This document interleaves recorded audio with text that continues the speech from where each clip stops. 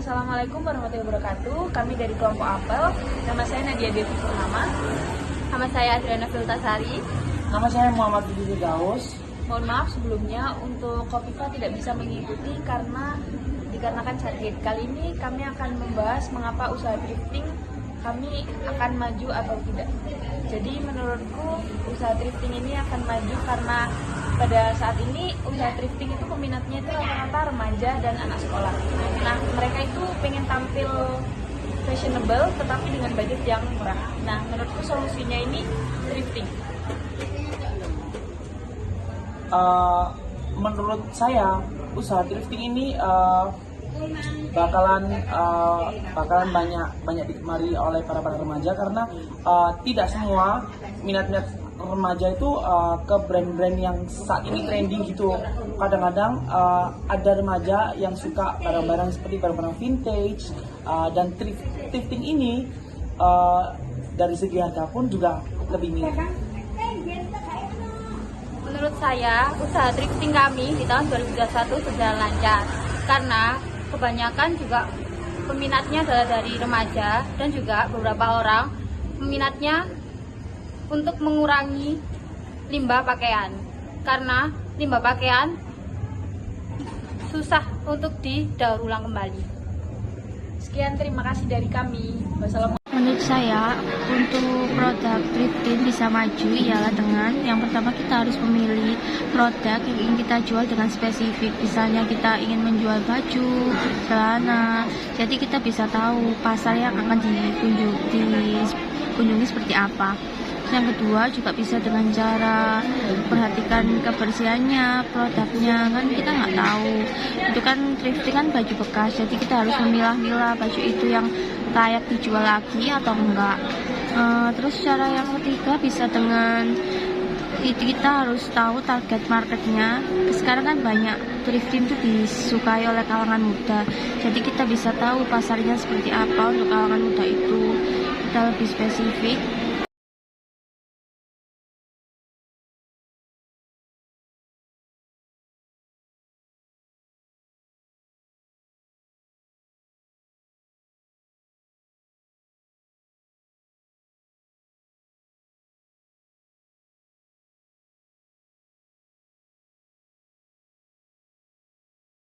Jadi menurut saya kekurangan dari usaha kami yang perlu diperbaiki agar usahanya itu tetap maju yaitu dari segi packaging.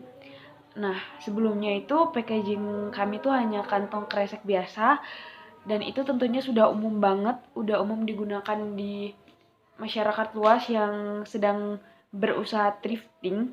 Nah, kali ini aku punya ide itu untuk di packagingnya itu di sablon, tapi kantong kresek tapi udah sablon dan itu warnanya putih dan tentu saja dengan bahan kantong kresek yang lebih premium. Lalu juga dari segi baju ditingkatkan lagi kualitasnya biar seperti baru, itu dengan menghilangkan bulu-bulu yang biasa ada di sweater dalam thrifting. Itu biasanya ketika ada beberapa barang yang ada bulu-bulunya, lalu ketika ada cacat seperti noda, itu diusahakan untuk dibersihkan sebersih mungkin dulu baru dijual. Lalu untuk baju, saya mempunyai ide untuk dikasih label tag karena agar terlihat seperti barang baru walaupun temanya thrifting tetapi masih terlihat baru. Jadi orang yang membeli akan tentu saja akan menarik mata. Nah, itu aja dari aku. Sekian dan terima kasih.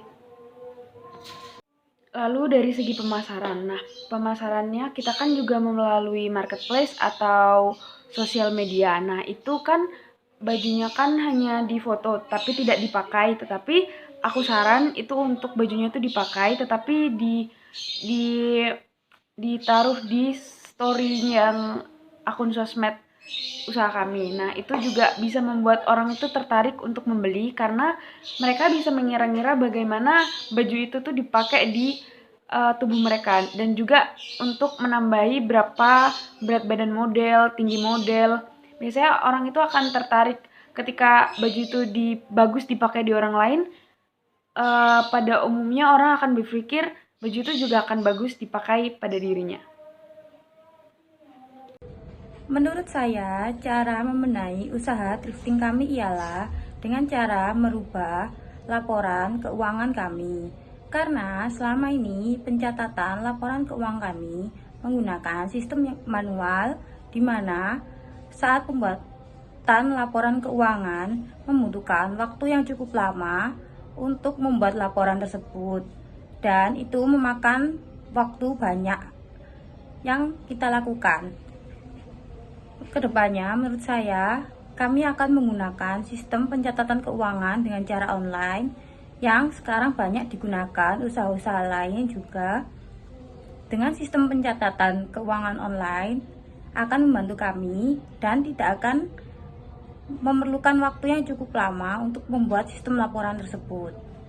Terus yang kedua, apa yang membuat saya bisa yakin kalau produk itu akan maju thrifting, yaitu karena kan sekarang kan anak muda itu banyak yang mencari barang murah dengan spesifik yang berkualitas. Lah sekarang kita tinggal memilah aja produknya, apalagi kita butuh modal kecil untuk memulainya dengan untung yang besar. Terus juga barang-barang thrifting banyak peminat dari segala kalangan karena barangnya yang bagus, kualitas murah juga berpengaruh pada produk yang kita jual. Dan juga produk itu mudah dipasarkan, bisa di toko offline, toko online, semua juga menerima kalau kita udah mengelola barang itu dengan baik. Terus kita juga harus memperhatikan barang itu kan barang bekas ya, jadi kita harus memilah dengan benar, apalagi kan itu juga mau dipakai orang lain. Jadi dengan bisnis ini kita dapat keuntungan besar dengan modal yang kecil. Menurut saya usaha thrifting ada poin plus dan minusnya. Untuk yang poin plusnya kita bisa dapat barang yang branded dengan harga yang cukup miring di zaman sekarang.